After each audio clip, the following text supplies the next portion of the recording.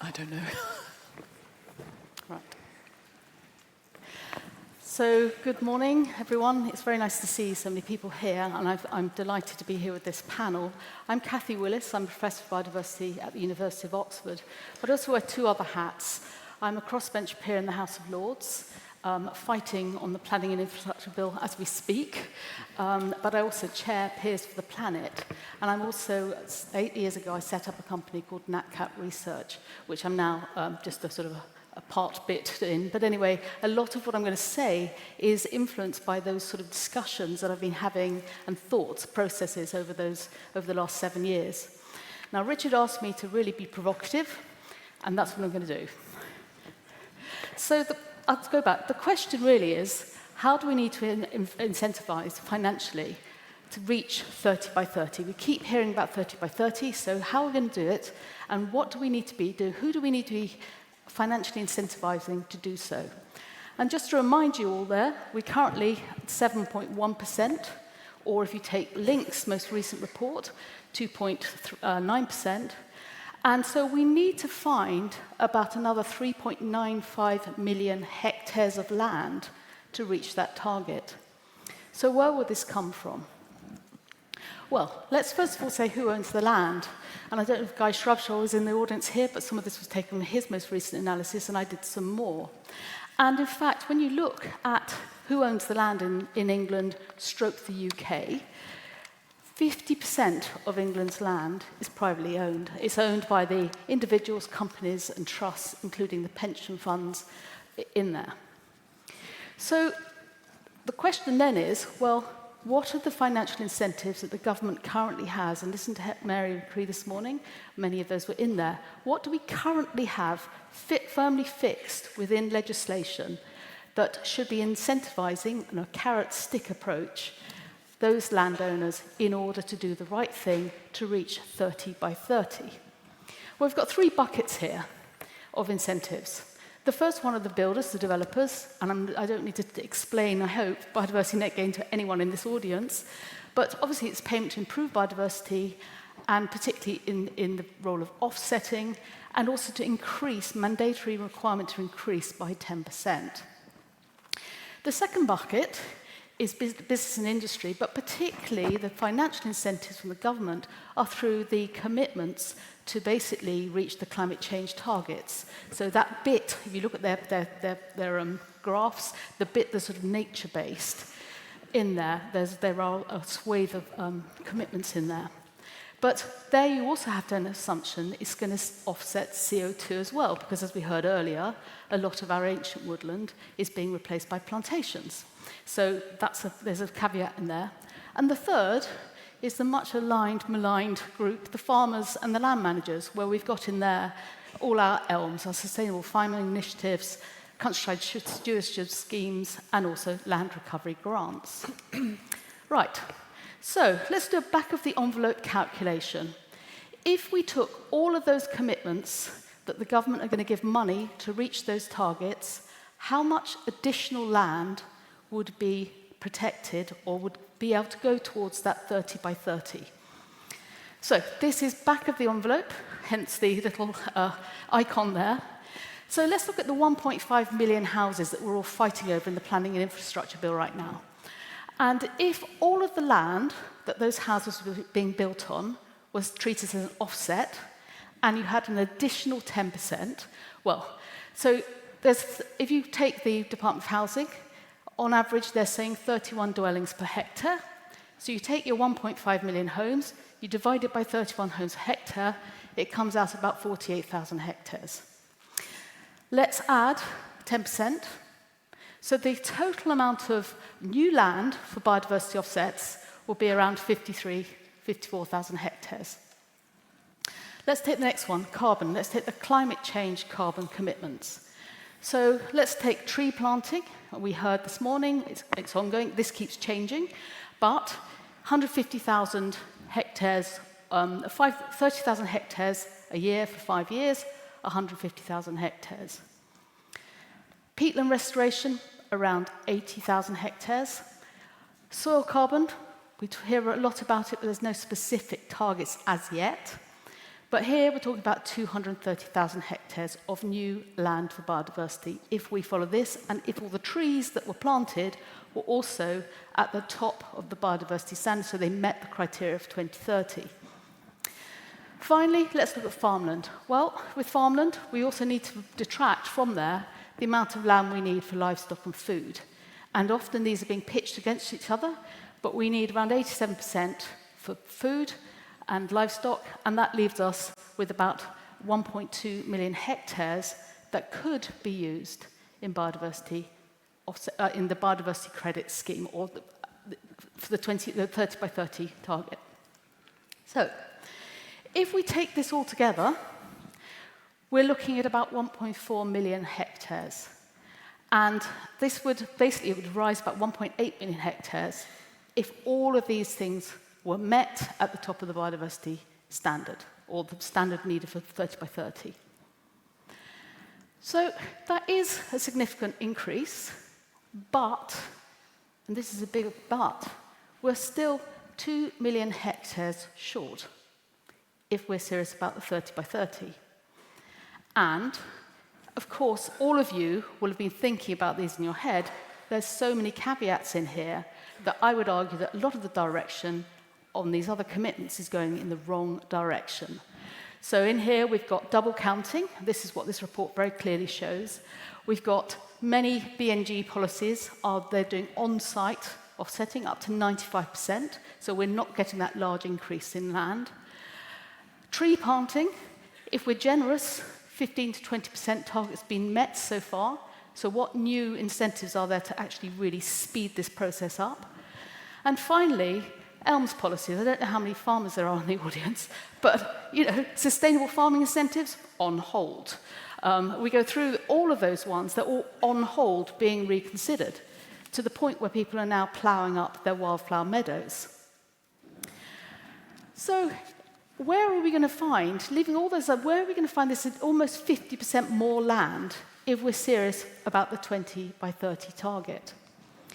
And I think we need to turn this question around and ask, actually, it's not who owns the land, but who are the predominant people that manage what goes on that land?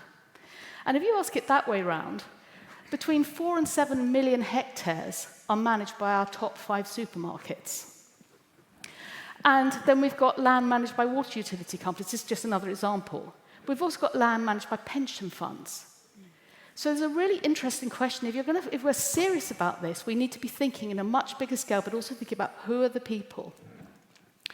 So with these actors, I doubt there's many of them in this room right now, because they need to demonstrate why nature is important for their business. However much we'd like them to be value-driven, they're not, because they have to look at their company balance sheet, and they have to look at their risk register, and they're accountable to their shareholders.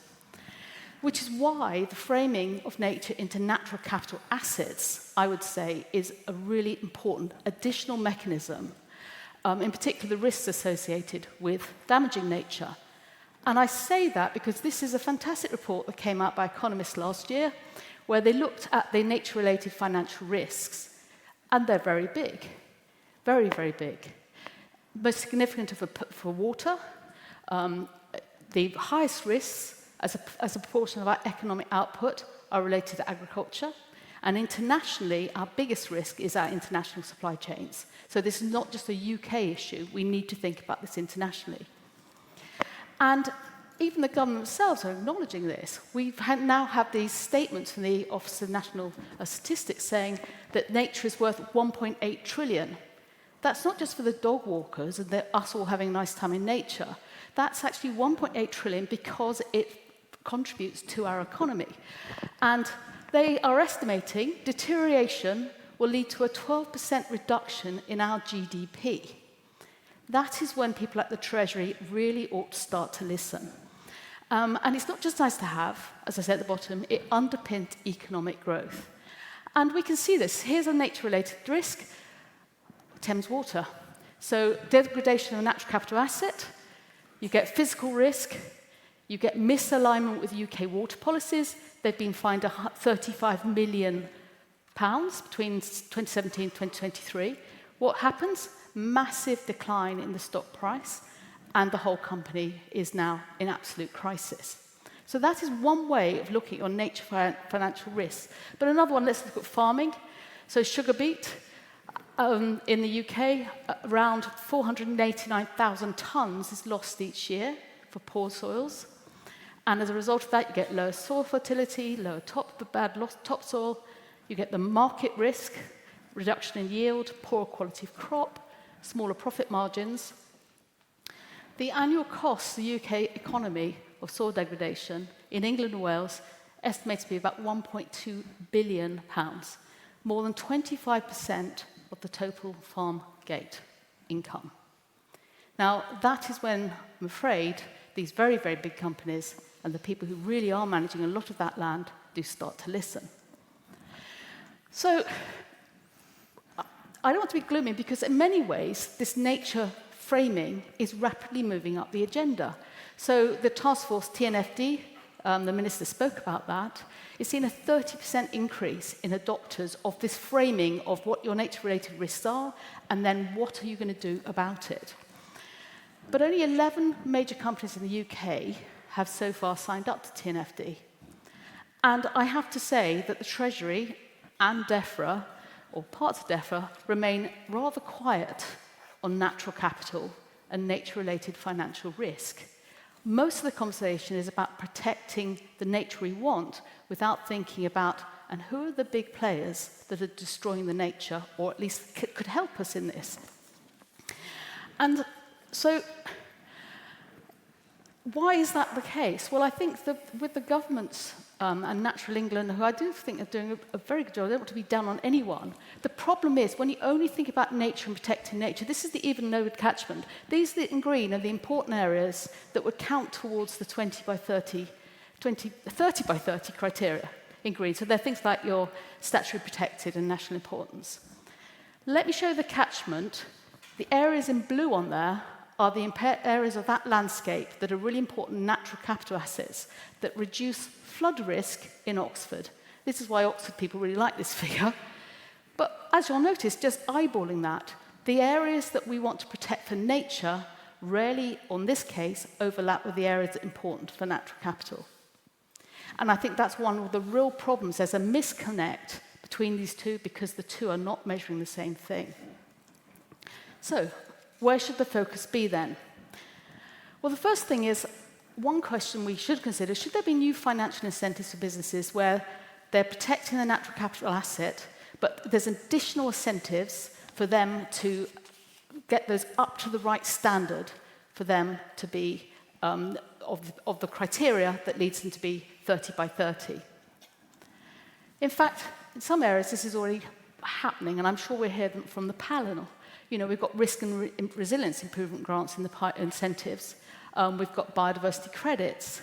We've got combined use grants for agrivoltaic solar panels with wild nature planting. But none of these you ever see, or I don't see, in any of the legislation coming through or considerations. Rather, it's the debate between you can't put solar panels on land that is actually also important for nature. But so this is coming very much, I would argue, through the private market. But it's highly unlikely that many of these schemes will meet this strict criteria for 30 by 30. So do we need to look to change the 30 by 30 criteria? And then the other one is, should we not worry? Because this final thought, if the overall goal is to reverse the decline in nature, many of these business-focused schemes, I would say, are addressing the core risks that nature is facing and the issues, and potentially turning that round. I believe they are already starting to make a significant contribution and could make a lot more.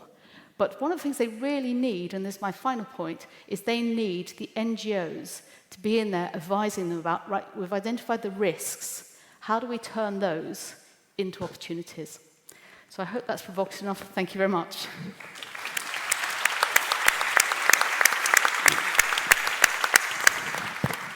Thank you, Kathy. That's brilliant.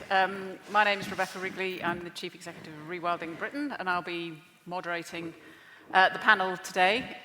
So welcome and thank you for joining us in this, what I would clearly say is a crucial session, because if we're wanting to raise the ambition, we need to really embed financing, funding, investment into sort of a mainstream approach rather than having it as a sideline.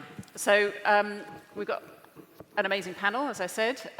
We've got Karen Ellis, who is the Chief Economist at World Wildlife Fund for Nature. We've got Kerry Carter, sorry, I knew I'd slip on that. One of her many roles is a Non-executive Director of Finance Earth.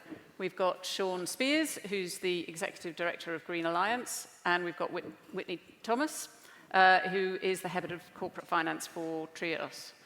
So I'm just going to ask a few opening questions to get the kind of discussion going, and then I'll open it up to the questions that are coming through Mentimeter. So do add your own if you have something burning question you want to get asked.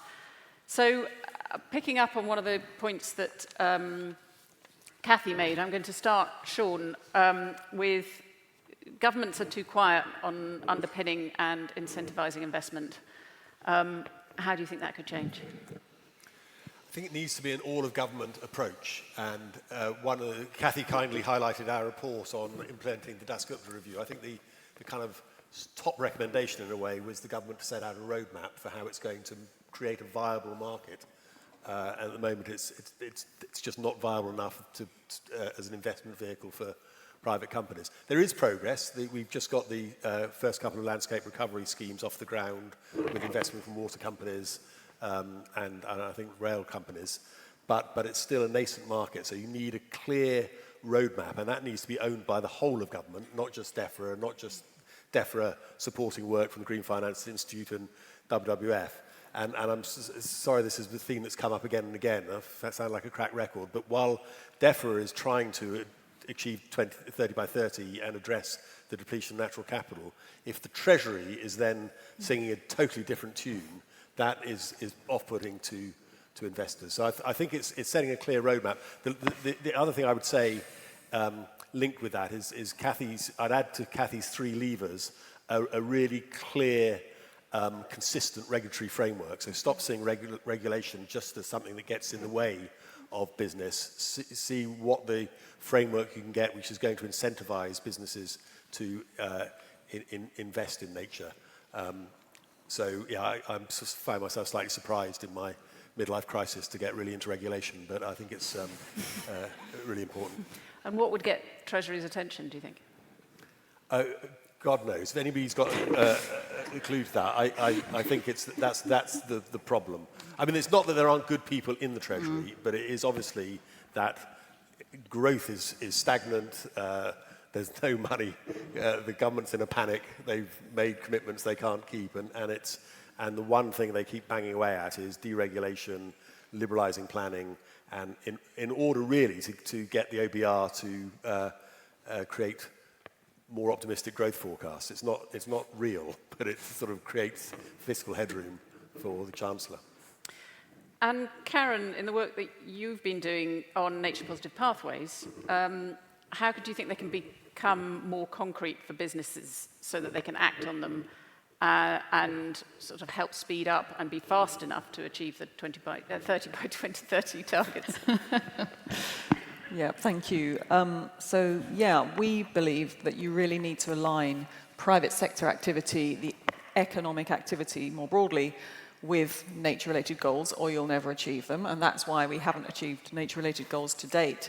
And it's not just about investing in nature itself, it's actually moving away from nature-damaging approaches to doing business and production patterns and moving towards nature-friendly or nature-positive ways of doing business and production and consumption patterns. And so we need a nature-positive transition alongside the net zero transition that many companies are already embarked on. The problem, though, is that nature-positive transition is not yet defined. And so that's why we've kicked off this process working with DEFRA and the Green Finance Institute, academia and the business community to define sectoral transition pathways towards nature-related goals, so that each of the key sectors that have a big impact on nature know what they need to do over time to improve their nature-related impacts and to contribute to nature-related goals. This is going to be part of the Environmental Improvement Plan update that we are expecting to come out very soon from the government. And that should give the private sector much greater clarity about what good looks like, what they should be aiming for, what they're going to be held to account for by the government, hopefully, going forward, and also should give much greater clarity about what government needs to do to create the policy framework and the enabling environment to support and drive that transition as well, because the private sector won't be able to do it by itself. So we hope the process will create that kind of shared vision between the private sector and government. This is where we want to go, this is how we're going to get there, and this is how we'll both work together to deliver that. And that might help to save the Treasury, I guess. It might help to save the Treasury. And have you got a tangible example that kind of can make that seem real, you know, in the real world, a good example of that actually happening? So the case we've looked at is the agriculture sector. I can't say there's an example of it already happening. I can say there's an example of where we've mapped out how it could work, which looked at the kinds of things that the agriculture sector could do differently over time. So that's about, obviously, nature-friendly farming itself, but also making space for nature, so reducing the amount of land used and reducing input use to reduce pollution. And so, you know, it points to the kinds of actions that would be needed not only by the agriculture sector itself, but by the wider sector. So going to the point that Kathy was making, like the food sector, the food companies, retailers, financial institutions, all need to be playing a big role.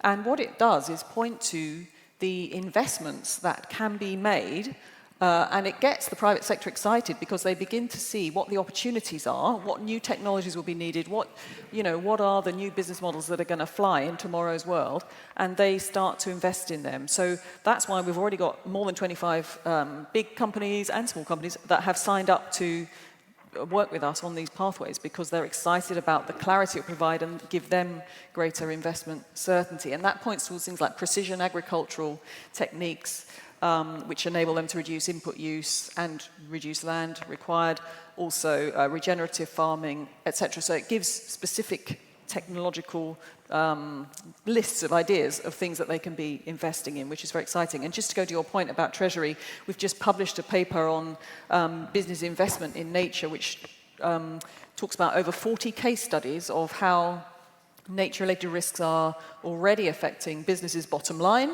and how they are beginning to respond to it, and show that businesses do care about this and they are starting to try and resolve the problems, but it also makes the case they can't do it themselves. We also point to how these risks also directly jeopardize the government's own growth plan, including housing and energy development, because droughts are going to massively undermine their ability to roll out large-scale housing and energy infrastructure development. So we're kind of pointing towards how this is financially material to the government and the Treasury's core mandate. And I think that way they will get more interested in this, and nature will rise up their agenda as a material issue. And Kerry, how can we strengthen the demand side? It's going to be critical to do so. I think as a community of environmental NGOs and farmers and landowners, we tend to say, have I got some lovely land for you with some lovely biodiversity and ecosystem services? But it's that demand driver that's going to be the thing that creates the investment. And there are basically two ways of doing it, as far as I can see. Kathy's alluded to them. One is that we need more and better mandatory schemes. So now's the time to be standing behind BNG and making sure that NSIP's nationally significant infrastructure projects get included in it, make sure that nutrient neutrality stays, don't undermine these very nascent, delicate markets through the Nature Restoration Fund. Really good policy design. So I think there's that side, but then there's this intriguing other aspect, which colleagues have mentioned, which is that fundamentally a bunch of companies really rely on the resilience of nature because they have revenues at risk, whether that's because they're facing drought and they need access to water or water of certain quality or stable soils or avoid flooding that can drown their factories and farms and stop people arriving to work on train, all of that. And the The encouraging news is that on a voluntary basis already, a number of companies see that they need to invest not only on their own land holdings, but at scale in a landscape. And even better than that, a number of companies are now willing to work with their competitors because the business case for investment doesn't necessarily stack up if you're just one company in the supply chain. But if you collaborate with others, between you, you can bring about ecological change and resilience at scale.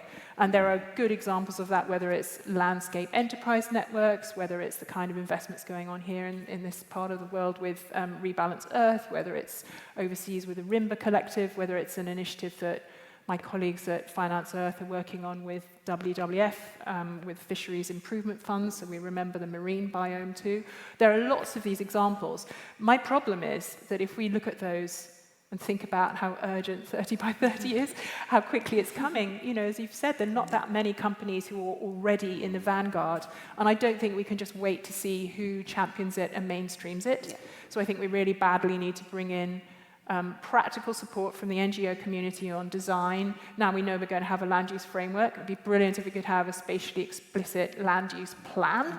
And, you know, government's already offering incentives for people to get projects to market, investment readiness things like NERF and FERNS to use to fund acronyms, and the Accelerator Project and the Big Nature Impact Fund, all of these things. But I think we're going to need more and more joined up and clearer signals from government. I've got a whole slew of things I think everybody could do, but I hope that gives you a flavour of what I think is needed. Absolutely. And coming to you, Whitney, what's the single biggest change needed to move from sort of slow, bespoke deals to nature investment at real scale? Well, I think the first thing that the finance sector needs to do is to stop financing destruction of nature. So, you know, we're not talking about that today because we're trying to focus on the positive, but obviously that is the first thing that we need to demand. And this is your pension money that is being invested, you know, so you do have the power as individuals. So I really encourage people to think about what they can do individually. Coming on to what we need for more investment to flow into some of the projects that we're talking about, I mean, we need confidence, and that confidence is going to come from a stable policy environment, which you mentioned, Shaun, which is just, you know, absolutely vital. We need robust demand, and that robust demand is going to be created by these partnerships with businesses and corporates, you know, seeing that nature is absolutely vital to their business and to manage their downside risk. And then we need some price certainty. So, you know, for institutional investors to invest, there need to be revenue streams that are being created by these projects. And so I'm actually really pleased you came to me last, because I actually think that is the correct order of things. You know, we need to be focusing on creating these markets, creating these revenue streams, and then if those are there, investors will come in and want to be absolutely part of the solution. So things are happening. So that is the good news. You know, we at Triodos Bank are financing projects in this space. We lent money to Avon Needs Trees, for example, for them to acquire one of their sites. You know, the repayment of that loan is based on them selling some BNG units. So that's just one example. Things are happening, but they're not happening at the pace that we desperately, desperately need. And it is the lack of joined upness, if that's a word, you know, both from kind of the policy side and also needing both the statutory markets to grow at the same time as the voluntary markets are clearly growing. And that's really tricky because we need a lot of different things to really come together at the same time. So picking up on a point you made, Kerry, about nationally significant infrastructure projects. So the question to all the panelists is, how do we get people to see rewilding and the mass restoration of nature as a nationally significant infrastructure project? And almost to, you know, if a decision is made between 22 billion for carbon capture and storage, which is unproven and at scale, and the mass restoration of nature, how do we kind of get to the point where they're seen as equivalent and decisions are made accordingly, as opposed to seeing nature as a sort of on the sidelines? first pop at that. So what she said. So, I mean, basically, we have to line up the revenue streams. That's the way it's going to work. And we're partway there, but I mean, talking institutional finance, I think the consolidation of some of the local government pension schemes and there's kind of more of an appetite of investing in place. I see this kind of dream world where the new spatial development strategies and plans line up with local nature recovery strategies, and we can have regional financing that brings people together to do that. So I can sort of see an at-scale vehicle to pull together bits of the policy framework that we have at the moment. My view is that as you said, Whitney, I think the finance will follow the commerce. If we can show that the transactions stack up for revenues, there's plenty of private capital that's ready to be crowded in. So the question is, I mean, going to what Shaun was saying, what can we do to alleviate some of the risk? There are all sorts of mechanisms that you can use for that in government. I mean, you can offer revenue support at the front end where you're not getting the income because it's going to take bags of years for trees to grow or whatever, sequester carbon. You can offer revenue certainty. You can front end the deals. You can offer guarantees. Government with BNIF took a kind of first loss approach and seed funding. So we can leverage the funding. I think all of us together should work with our partners to demonstrate projects on the ground and be as open about the economic returns as we might be about our ecological wins in our landscapes. And the thing is, sorry, I was just going to say, this has been done before. I mean, this is the thing we shouldn't forget. I mean, the renewable energy industry, if you cast your mind back 30 years, this is exactly what government needed to do to see that, right? It needed consistent policies that were respected by successive governments of different flavors. It needed some subsidy mechanism, a subsidy mechanism which evolved and changed, over time. And that's basically what we need to be replicating here. But we've also, I think, got a bit of a comms issue as well, just to pick up one of the points from the panel earlier today. This isn't about people versus nature. This isn't about commerce versus nature. I think we need to be better at telling the story that nature isn't a nice to have, it's an absolute must have. Yeah. I mean, I couldn't agree more, but having sat for the last 3 years watching legislation in House of Lords and seen that each department is pulling against the other, which is exactly what we're seeing between nature and buildings right now, I do believe that actually what we need to be doing is getting nature onto the risk registers of the major people who are dealing with the land. Because right now, if you sit on a board, nature is an add-on. And if you as a company are thinking about your national insurance payments going up and you think about all these other things going on, nature is not going to be anywhere near the top of that list. However good a demonstration you are and however good you want to see yourself as a company. But when you start to see, I looked at my dog food box this morning, dog biscuits, and across the top there's a big banner that says, we do regenerative agriculture. And that was very interesting to me, because I think most people would have no idea what it was. But it suggests to me that they are doing that. They're not doing that because they're trying to be good. They're doing that because I think they've suddenly realized that without doing that, they're not going to get the yield that they want from their land. So I think, and then that will affect their bottom line. So I've become much more sort of hard-nosed about this whole financial framing where we can show people what good looks like.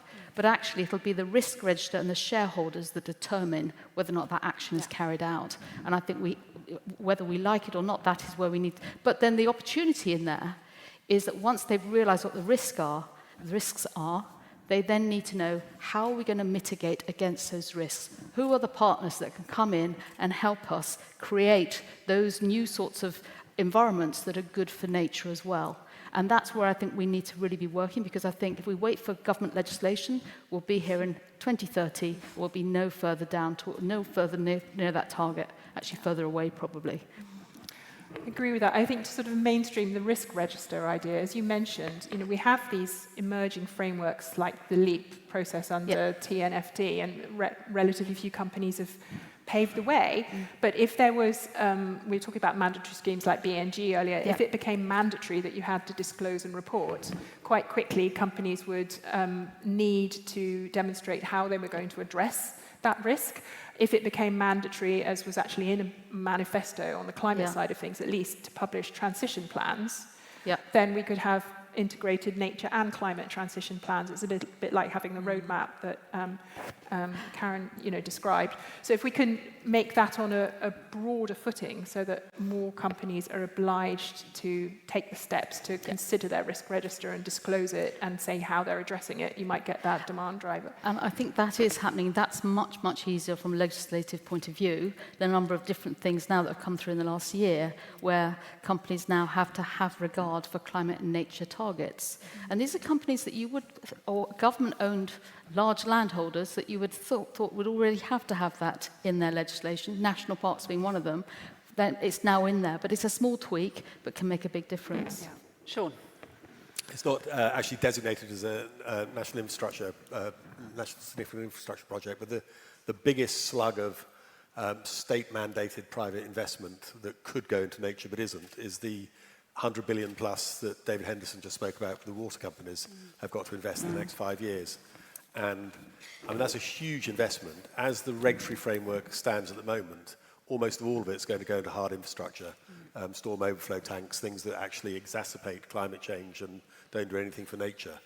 I think it's about 2% goes into nature-based solutions or natural flood management. If that could be increased to 10% or 20%, that's a lot of investment. It could even dwarf the environmental land management schemes. So that requires a kind of clear regulatory framework. But there's quite a strong alliance, a thing called Sustainable Solutions for Water and Nature, which has got the water companies, Wessex Water, Water UK. It's got a whole bunch of NGOs, including Wildlife and Countryside Link and Green Alliance and others. And it's got the CLA and the NFU, so it's got the land managers in there as well. And that's sort of asking for post-Cunliffe to set up a regulatory regime that is really outcome-focused and leans into 30 by 30. It does, but it's still such a small amount of land in terms of hectares to where we need to get. And all of these should be in there. I couldn't agree more, but I just think there's still a really big gulf between where we need to be and where we are now. But the 20% in the land use framework set aside for rewilding is also quite a lot. But we need to be adding these up, Can I just move us on a little bit? I'm going to ask a question from the audience, but also which I think is related more to the supply side. So there's been a lot of conversation about the demand side, but what we need, and the fact that there is financing out there, it's just large scale, and what we have is a lot of small, in Britain particularly, a lot of small scale projects, for instance, that need to coalesce into providing a larger scale, or sort of aggregating into something that is of interest and to those investors. So the question is, we need to act at scale, but it can be difficult for small organisations to connect with these big schemes. How can we bridge this gap?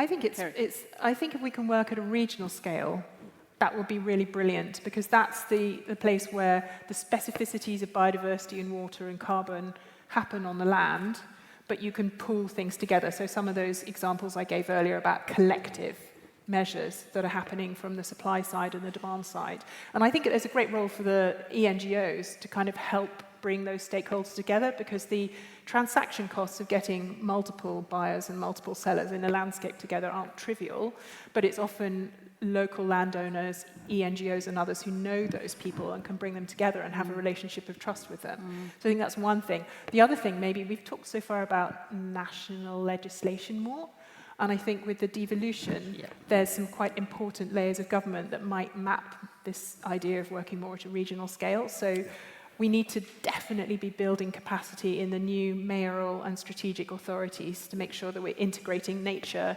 natural infrastructure, somebody said it earlier, alongside the kind of built environment in spatial development strategies.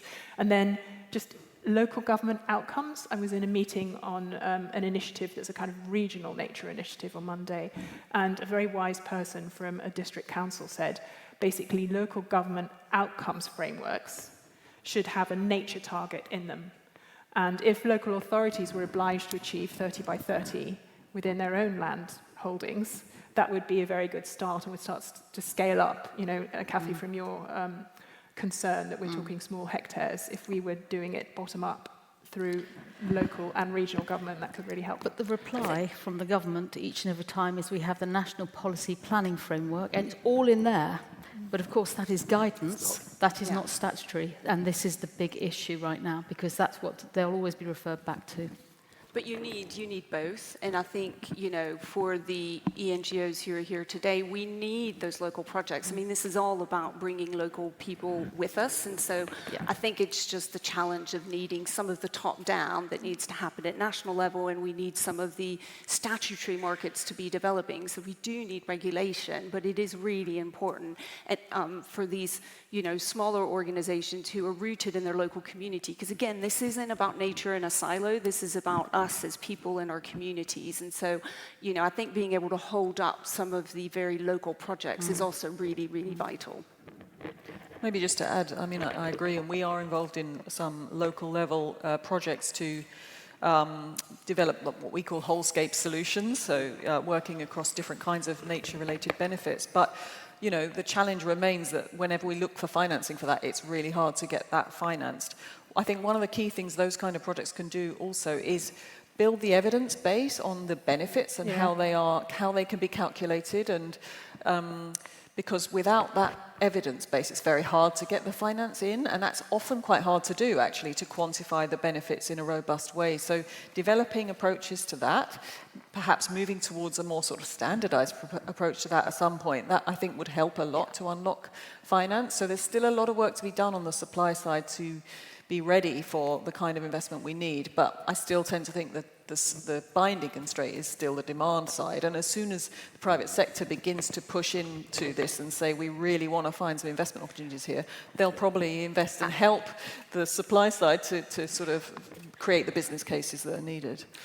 Yeah, absolutely. I mean, I think the sort of the slight chill that we've had on the B&G market in England has, you know, we've really seen firsthand how that has really slowed the pace of some of the projects that a number, for example, the Wildlife Trusts, etc., have been developing.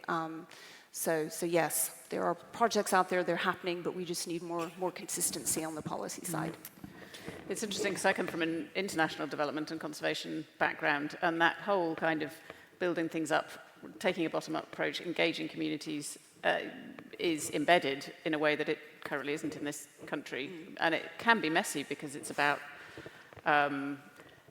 engaging communities, the governance mechanisms that you need to do that, and the support mechanisms that you need for those, you know, how do you scale that up? Yeah. We have another question from the audience that is, if we need an all-government approach, how do we make Number 10 and Treasury nature champions? Who wants to go first? Well, that is the million-dollar question, isn't it? I'm sorry, I was just sighing. I mean, I think it's the big challenge. I don't see Number 10 as so much the problem. They calm the rhetoric a bit. And there is some great work going on in the Treasury. I do see Rachel Reeves as a huge problem. I mean, she, as Chancellor, is just giving out all the wrong signs. But you also have to think about the wider political context. Where is the pressure coming from the opposition parties to do better? And so that's a task, I think, for all of us. This is a sort of failure, our failure to make this sufficiently compelling that politicians have to sit up and take notice. So that's sort of work in progress. Obviously, sorry, that's not really a very inspiring answer, is it? Maybe could I mean, so we did this paper recently published specifically to get Treasury more interested in this agenda, to see the financial and economic materiality of it. And I think there's going to be no difficulty doing that going forward as climate change rolls out. You know, it's going to make everything a lot worse, and we're going to be seeing more and more of this actually playing out and affecting actual investments and undermining government's growth strategy. So I do think over time this will happen. Obviously we want this to happen much faster, and I think we have been arguing through that paper that nature becomes part of the government's growth strategy, part of the industrial strategy, that you think about how you can do these development plans in a way that actually builds resilience for that infrastructure itself, but also for the wider community. If we can quantify that a lot more convincingly, I think that would really help for them to build it into decision-making, public spending, etc. So I think we are moving in the right direction. It just takes a while to get there, longer than we have. Could I just add, I think on climate, business has been a fantastic ally. And there's sort of huge investment. The business investment plans sort of are predicated on ambitious climate policies in the UK. We haven't yet got that on the nature side with business, but work WWF and others are doing, I think, will get us there. Hopefully, I hope so. I mean, I think, this sounds very passionate, I think we need to have better education within the Treasury, or people in the Treasury, and people to do the proper cost-benefit analysis, which comes back to this risk framing. And I think that will be led and driven by the larger organisations in this country who are now in this space, and globally, who are starting to look at what's happened.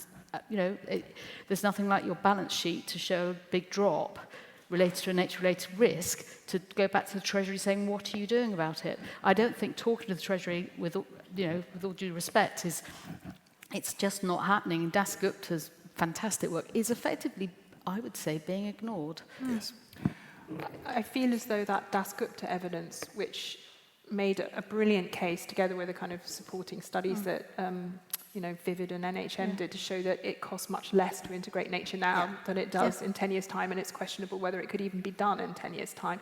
That message hasn't really landed, and I feel as though the kind of whole economy point loses the power of the argument in terms of detail. So coming back to what Shaun was saying, maybe if we can show specific examples of companies, what's going to happen on the balance sheet of companies, whether we can show the sectoral transition plans and what would be the fate for these different sectors. It will become more crunchy, and it might be easier for our allies in the private sector who are all over climate change, like Arash, perhaps to come in behind nature when there's plausible evidence about the business case and revenues at risk and the challenges for their company, because things like the Stern Review and Das Gupta are brilliant, but they're quite they're quite above the level of the pain threshold for most individual entities. So perhaps we can bring it to bear more specifically. So I think, unless someone else tells me otherwise, we've got 5 more minutes. No one's disagree. And I'm going to ask one more question, and then ask each panelist to sort of sum up one opportunity that they really think would most upscale investment in nature. But and picking up on before that, I'm going to ask about marine. I think that is often the underthought about aspect of investing in nature. Has anyone got any thoughts about increasing investment in marine restoration and rewilding? Well, I mentioned earlier that together with colleagues in WWF, Finance Earth have been working on the Fisheries Improvement Fund, leading, it has to be said, first in Chile, but looking in all sorts of countries, developed and developing alike, and this is a way of kind of aggregating together fisheries improvement projects at scale, so it gets up to the level that you might be able to go to a significant financial player, like a bank or a pension fund, to deliver. So why don't we have a look at doing that in a coastal scale in the UK, for example?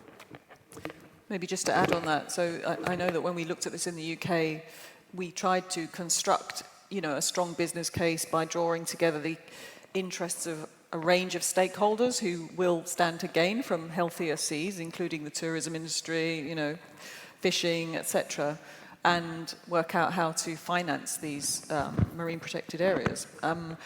It was not easy, and it would be a lot easier if our political system was willing to put a requirement on companies to actually invest in the nature they depend on, or be taxed for destroying nature. This is the key problem, that there's not enough political will to actually require the private sector to pay for the nature that we all depend on, including the private sector's own business model. So that is the first solution we should be pursuing, really more from an economics mindset anyway, but it just seems very politically challenging to actually require that to happen. So if you put a levy on the tourism sector, for example, to invest in marine protected areas at that location, that would help raise a lot of money, but are we willing to do that? Not yet, it seems. Thank you. So, panelists, one very quick opportunity that you see in summing up. I'll start with you, Kathy. The one thing I'd like to see, in the same way we've got with climate, would be for every company to have to make that it's mandatory for them to declare the nature-related financial risk. because I think that would change the agenda very quickly. Brilliant and beautifully succinct. Kerry. Don't undermine markets, offer confidence and legal certainty for investors, and pull together demand and supply at the regional level so we can get to scale. Fantastic. Whitney? I think everyone else is going to cover the policy side, so I'm going to make it personal to people in the room. It's your money that your bank is using. It's your money that is in those pension funds, and so you do have power as an individual to hold them accountable and really push it, because we need that. We need that top down, but we also need the bottom up. We need individuals really agitating for this. Fantastic. Shaun? It may not be achievable. I'm going to repeat my plea for a kind of cross-departmentally owned mission or roadmap to do this, DBT, Treasury, Number 10, etc., as well as DEFRA. But with the caveat that this doesn't have much public salience. That would take a lot of political leadership, because this isn't an issue that we've got people talking about in the way that we've got people talking about climate change. And Karen?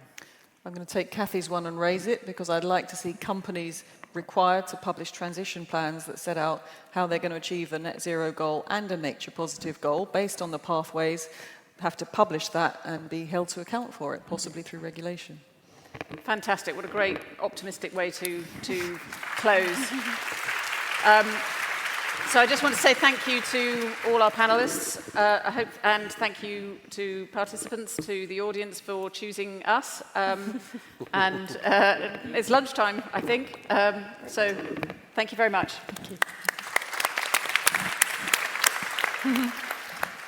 Well done for ending on a positive.